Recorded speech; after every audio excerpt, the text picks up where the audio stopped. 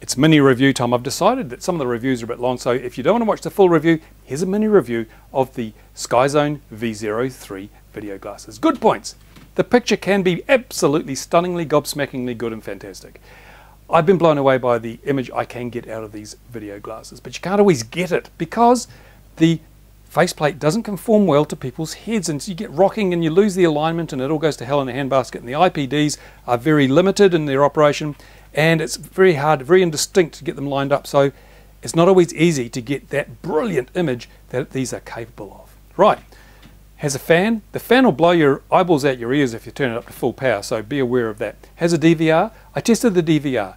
With my PAL signal, the DVR is utter crap. Here's a bit of footage from that DVR footage. It is rubbish. It is absolutely almost unusable. The colours are oversaturated, the contrast is too high, the sky's blown out, it drops frames, put frames in the wrong order.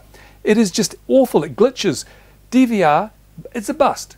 Okay, may work on NTSC, I'm not sure. Right, other thing, missing is the little lever to control brightness and contrast. You can't control the brightness and contrast unless you go through menus. That's like 20 button presses just to change the brightness and contrast. No use if the conditions during the day change regularly or if you're flying multiple models. A fail. It has head tracking, it has HDMI input, it has USB, AV in, AV out, and a micro SD card for the useless DVR. It also has a regular barrel connector for the power, but it has a power switch. Brilliant. Fantastic idea. That means you don't have to keep taking that plug in and out during the day. It means you're less likely to end up with a fractured cable. And the power button also doubles as a fan start, so you can just touch it once to start the fan, touch it again to stop the fan. These are really good things. Like the original Skyzones, receiver diversity, SMA connectors, a front-facing camera, and the same 3-button layout as on the original Skyzone goggles. Problem being, there are so many modes now that these buttons do a lot of different things, so learning to use the inbuilt menu system can be quite frustrating at times because you don't know what button does which. And when you've got the goggles on, you can't read the manual. Comes with crappy old rubber ducky antennas, you're paying for those whether you use them or not, and a bunch of cables for head tracking, AV in, AV out, power and so forth. Comes with a carry case. Problem is, they weren't thinking, if you put the goggles in the carry case, they do fit with the face mask on. That was a complaint about other versions, right? But there's nowhere to put your antennas or your cables. If you put your cables in there, you'll scratch your optics.